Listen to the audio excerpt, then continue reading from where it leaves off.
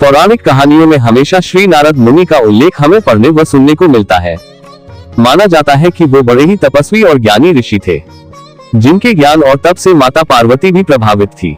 लेकिन क्या आप जानते हैं कि जिनके ज्ञान की तारीफ स्वयं माता पार्वती ने की और नारद जी को भी अहंकार के कारण एक बार बंदर बनना पड़ा था।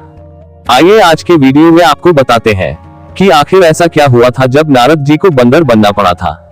पौराणिक कथा के अनुसार माना जाता है कि एक बार नारद जी कामदेव को प्रसन्न करने हेतु तपस्या कर रहे थे। तब कोई भी उनकी तपस्या भंग नहीं कर पाया। तब वो अपनी तपस्या सफल होने की जानकारी देने सबसे पहले अपने पिता ब्रह्मा जी के पास गए। उसके बाद नारद जी ने इस संदर्भ में भगवान शंकर को भी बताया।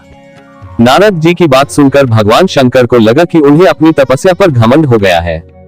तब उन्होंने देवऋषि नारद को तपस्या की जानकारी भगवान विष्णु को देने से मना कर दिया। लेकिन भोलेनाथ के मना करने के बावजूद भी नारद जी भगवान विष्णु के पास पहुंचे। नारद जी द्वारा तपस्या की जानकारी मिलने पर भगवान विष्णु को लगने लगा कि नारद जी को कामदेव को जीतने का अहंकार हो गया है और उन्होंने नारद जी का घमंड तोड़ने के लिए एक योजना बनाई। अपनी योजना के अनुसार देवऋषि नारद का अहंकार तोड़ने के लिए भगवान विष्णु ने माता लक्ष्मी को राजकुमारी विश्वमोहिनी का रूप धारण करने का आदेश दिया। इस दौरान नारद जी को जाते हुए अपने रास्ते में एक बड़ा राज दिखाई दिया। उस राज्य में बड़ी धूमधाम से कोई समारोह मनाया जा रहा था।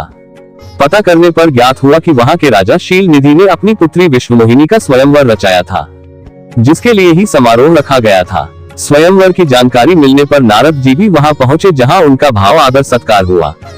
राजकुमारी विश्वमोहिनी के रूप और गुण को देख नारद जी उनसे मोहित हो गए। उसके बाद राजा ने ऋषि नारद जी से अपनी पुत्री का भविष्य पूछा। इस पर देव ऋषि ने कहा कि विश्वमोहिनी का पति काफी भाग्यशाली और त्रिलोक का स्वामी होगा। समारोह के बीच से ही नारद जी निकलकर सीधा भगवान विष्णु के पास अपनी प्रार्थना लेकर पहुंचे कि उन्हें भी ऐसा सुंदर रूप प्रदान किया जाए जिससे मोहित होकर राजकुमारी विश्वमोहिनी स्वयंवर में का वरण कर ले। जिसके उपरांत भगवान विष्णु ने देवऋषि का मुख बंदर का बना दिया और शरीर मनुष्य का ही छोड़ दिया। अपने साथ मजाक का आभास नारद जी को नहीं हुआ और वो सीधा शील निधि के दरबार में वापस पहुंचे। दरबार में पहुंचते ही नारद जी राजकुमारी विश्वमोहिनी के सामने जाकर खड़े हुए ताकि वह उन्हें पसंद कर उनके गले में वरमाला डाल दे। समारोह में भगवान शिव के दो गण भी मौजूद थे। जब उन्होंने नारद जी को बंदर के रूप में देखा तो वो दोनों उनका उपहास करते हुए जोर जोर से हंसने लगे।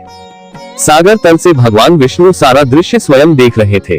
तभी वो समारोह में प्रकट हुए भगवान विष्णु को अपने समक्ष देखकर विश्वमोहिनी रूपी माता लक्ष्मी ने उनके गले में वरमाला डाल दी और फिर भगवान विष्णु विश्वमोहिनी को लेकर चले गए। ये सब कुछ देखकर देवऋषि नारद बहुत आश्चर्यचकित हुए। तब जाकर शिव गणों ने उनको अपना मुख दर्पण में देखने को कहा। दर्पण में अपना मुख बंदर का देखकर नारद जी को बहुत गुस्सा आया और उन्होंने तुरंत क्रोध में भगवान विष्णु को श्राप दे डाला कि तू भी अपनी पत्नी के वियोग में इधर उधर भटकेगा और यही बंदर तेरी सहायता करेंगे।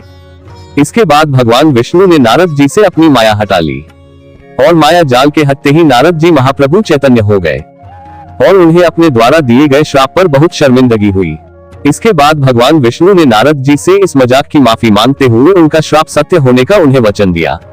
माना जाता है कि नारद जी द्वारा दिए गए इसी श्राप के चलते ही त्रेता युग में विष्णु अवतार भगवान राम को अपनी पत्नी सीता के वियोग में वर्षों तक जंगल जंगल भटकना पड़ा था, जिनकी मदद वानर मुख वाले हनुमान जी ने की थी।